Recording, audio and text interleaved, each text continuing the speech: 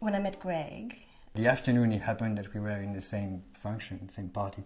it was Melbourne Cup Day. It was the hottest day in Sydney for... Would have been maybe a good 10 years or so. It was just, I guess I was looking for something. there was this huge energy that drew me, and there was this man, and I was in love at the first second I saw her, even before she talked to me. when his back was facing me, I would just take the opportunity to stare as long as I could.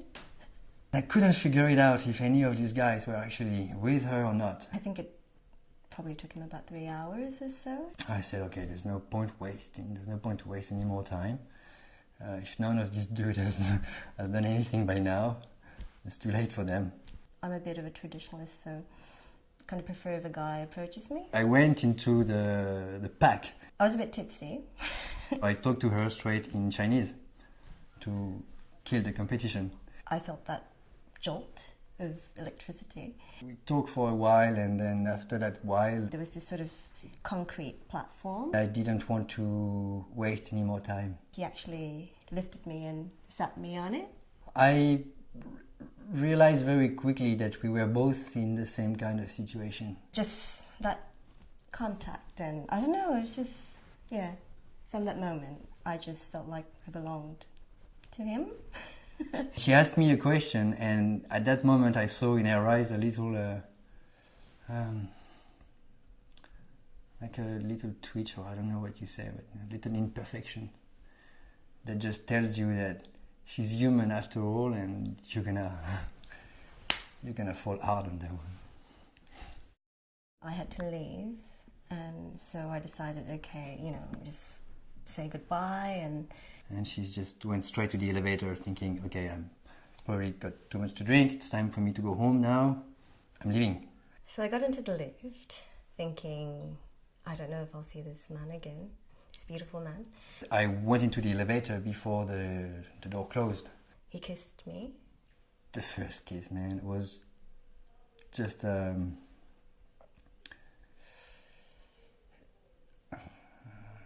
it's like a first glass of water when you're really thirsty. It's that moment where you just don't care if it's allowed or not, you just take it, and because you can't help it anymore. I think that sealed the deal, and everything else is history. The first date was like the calm after the storm. We went to Pony, which is at the Rocks. We both recovered from that first encounter, like cats, that meet each other. And We asked of each other's birthdays. we actually discovered that we were born on the same day. Initially, I didn't believe it, so I said, I need some proof. Show me your ID. And so he showed it to me, and He told me that it was just going to be the first day of something that I couldn't see the end. to me it was just, it's the sign, The second date after we kissed, I really felt something like the way she was holding me or squeezing me when we kissed. I think it was much more than just a kiss. I actually felt like I belonged. I finished searching. Move with me and let's start. And so he asked me to move in with him about a week after, which is, I know, really, really quick. Come and live with me. I think we found each other. We've been together ever since. It was a very rainy weekend, and we went to Port Stephens. And I thought it was just one of our usual getaways, because we do that very often. We took on a little trip on the boat to see the whales. It was a very choppy ride. I had something in my pocket, and I took it on the boat thinking, you never know, it's good to be on the ocean. I was trying not to be seasick, and I was pretty much just clinging on to the seat and clinging on to him. That day, there were so many whales. Even the captain of the boat was surprised. We were in awe, and we were so excited. On the way back to the coast, I thought, well, after a moment like this, that's probably when I should do my move. He took me to the side of the boat. I took out the ring out of my pocket, and I went on my knee to ask her, and she thought I was going to throw up. He looked green in the face, like really, it ill, positively ill. I had to distract her attention a little bit and say, no, look. And at this time, The skies actually cleared. there was like a big ray of sun going through the clouds. It was almost like the moment was meant to be. And so she said, oh yeah, that's beautiful. And as she turned her head back to me, I asked her, would you want to marry me? Of course. I said yes.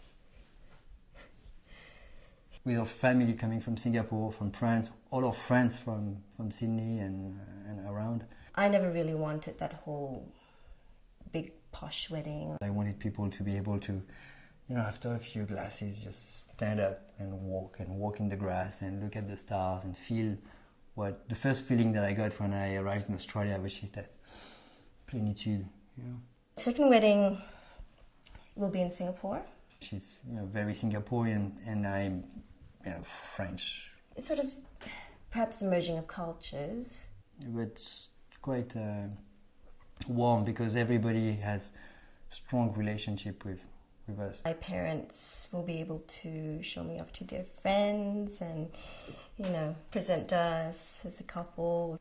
There is no doubt that I would be happy to and ready to commit with Grace. But this idea of the wedding was, the purpose of it is to create that unique moment that we could share together. And I can't wait to see all of you guys there.